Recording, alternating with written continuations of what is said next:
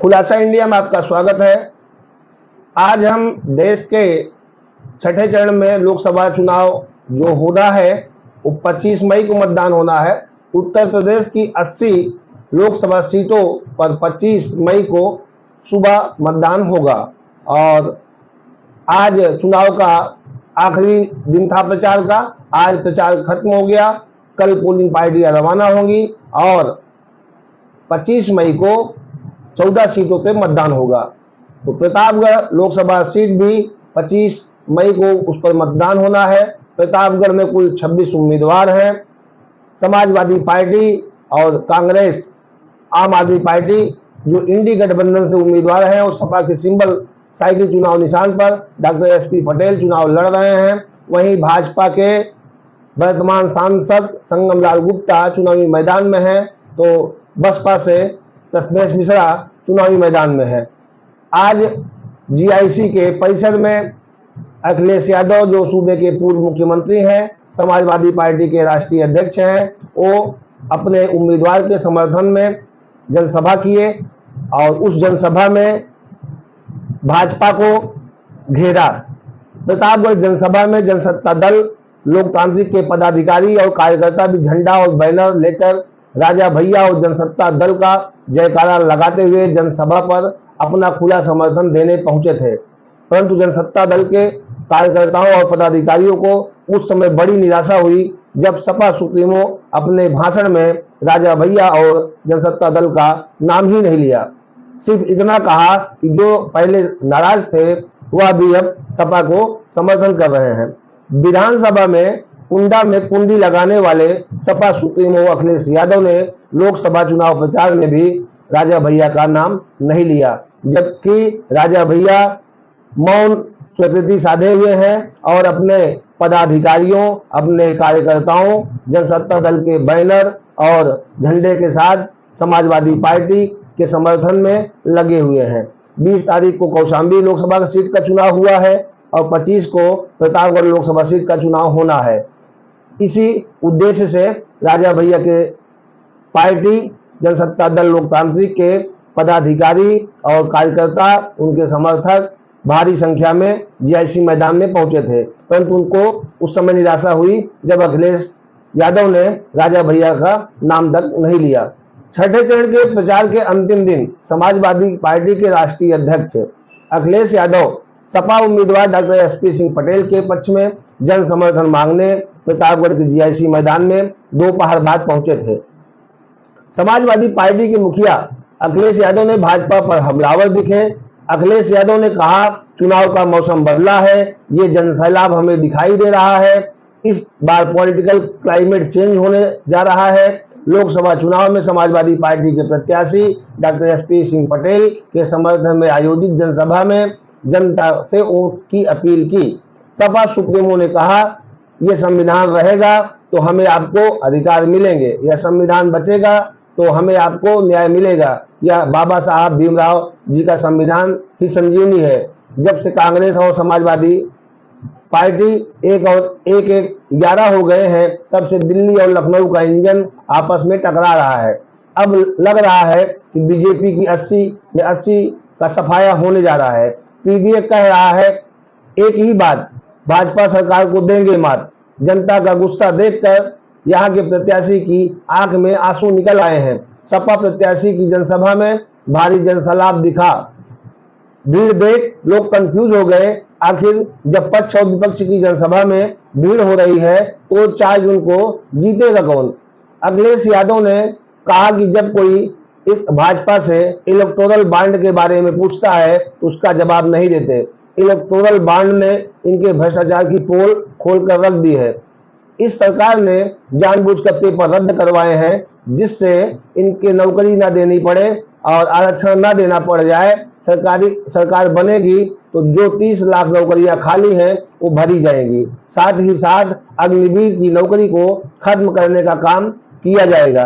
ये जो दिल्ली वाले कहते हैं शहजादे शहजादे, इस बार शहजादे सह भी देंगे और मात भी देने जा रहे हैं। देख लेना, जब चुनाव 7वें चरण में पहुंचेगा जनता का गुस्सा 7वें आसमान में दिखाई देगा। इंडिया गठबंधन के प्रत्याशी डॉक्टर एसपी सिंह पटेल के समर्थन में मंच पर अखिलेश यादव के साथ कांग्रेस के कथित दिग्गज नेता प्रमोद कुमार, रामपुर खास की विधायक आराधना मिश्रा उर्फ मोना, कांग्रेस जिला अध्यक्ष नीरज तिवारी, पूर्व विधायक मुन्ना यादव, रानीगंज सपा के विधायक डॉक्टर आर.के. वर्मा, राम सिंह पटेल पट्टी विधायक, गुलशन यादव, सपा उम्मीदवार डॉक्टर एस.पी. पटेल समेत पार्टी के अन्य नेता मौजूद रहे।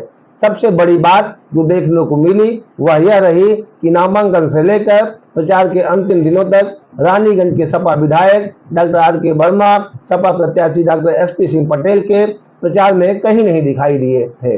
वह आज जब सपा सुप्रीमो अखिलेश यादव के साथ मंच पर दिखे तो इसकी चर्चा खूब हुई। कोई नहीं चाहता है, जैसे भाजपा के अंदर भीतर घात है वैसे समाजवादी पार्टी के अंदर भीतर घात है। यहाँ के जो स्थानीय नेता हैं वो नहीं चाहते कि बाहरी नेता जो बाहर से आया हुआ है वो लोकसभा चुनाव जीतकर प्रतापगढ़ पे राज करे।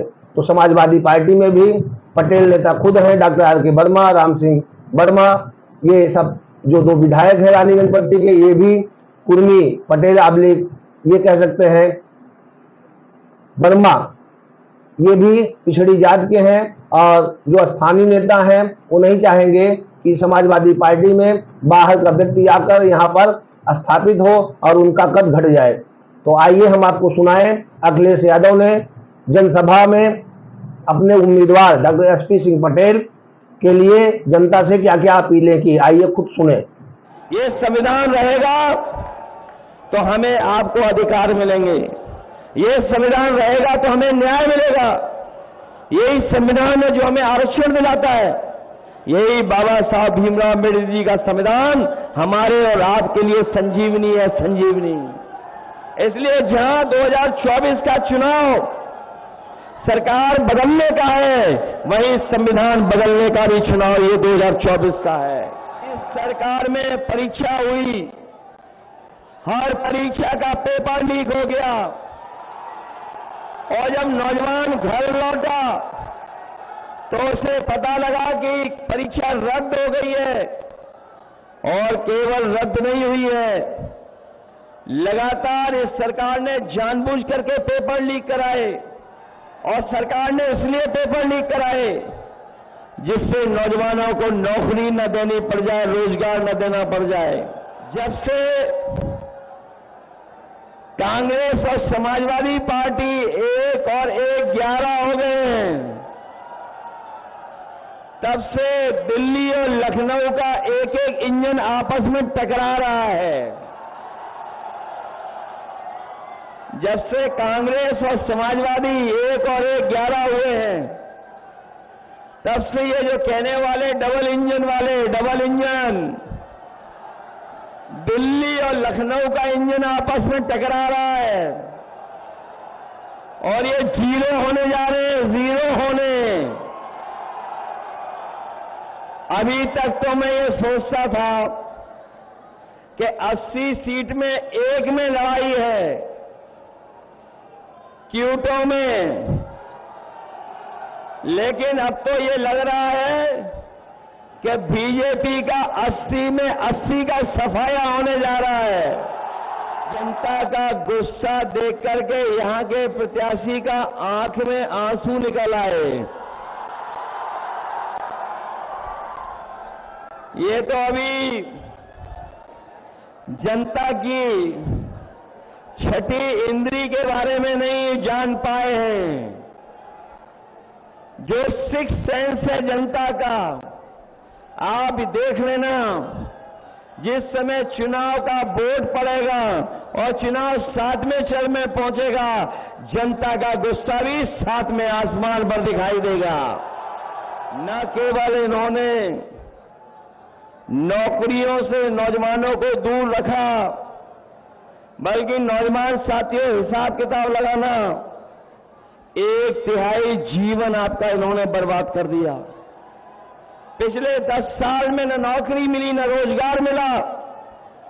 और यही नौजवान जो अपनी फौज की नौकरी के लिए तैयारी करता था, सड़क पर दौड़ता था, खेतों में, गांव में जहां जगह बना करके अपनी तैयारी करता था, फौज में जाकर के सम्मान की नौकरी करना चाहता था, लेकिन इन बीजेपी वालों ने फौज की नौकरी भी आधी अधूरी कर दी।